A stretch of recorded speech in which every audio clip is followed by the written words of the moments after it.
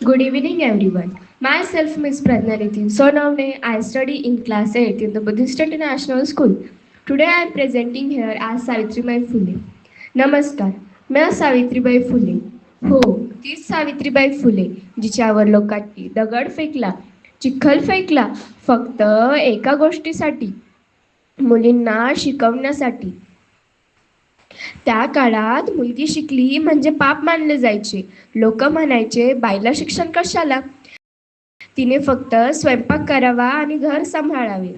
मी शाळेत जायला निघायचे आणि रस्त्यात लोक माझ्यावर दगड फेकायचे, चिखल फेकायचे, अपमान करायचे. हो, वेदना होत होती, पण त्याहून जास्त वेदना त्या अंधारात जगणाऱ्या मुलींची.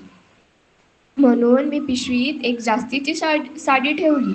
चिखल लागला तरी ती बदलून मी पुन्हा उभी राहायचे, कारण मला माहीत होते, मी जर थांबले तर हजारो मुलींचे स्वप्ने थांबतील. माझे पती महात्मा ज्योतिराव फुले माझ्या पाठीशी खंबीरपणे उभे होते. आम्ही पुण्यात मुलींसाठी पहिली शाळा सुरू केली. तो दिवस, तो क्षण इतिहास घडत होता.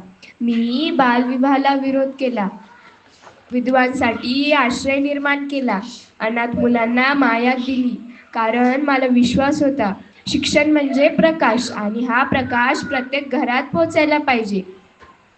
आज जर तुम्ही मुली शाळेत जात असाल, मोठी स्वप्ने पाहत असाल, तर हे लक्षात ठेवा, ही लढाई सोपी नव्हती. प्रिय विद्यार्थ्यांनो, कधीही भीती बाळगू नका. अन्यायाविरुद्ध उभे राहा, शिक्षणासाठी लढा, कारण एक शिक्षित मुलगी म्हणजे संपूर्ण समाजाची ताकद.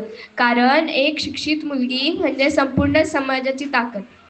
चला, आपण सर्व मिळून म्हणूया, शिक्षण हा माझा हक्क आहे. शिक्षण हा माझा हक्क आहे. शिक्षण हा माझा हक्क आहे. शिक्षण हा माझा हक्क आहे. स्त्री व पुरुष समान आहेत. स्त्री व पुरुष समान आहेत. स्त्री व पुरुष समान आहेत. स्त्री व पुरुष समान आहेत. धन्यवाद.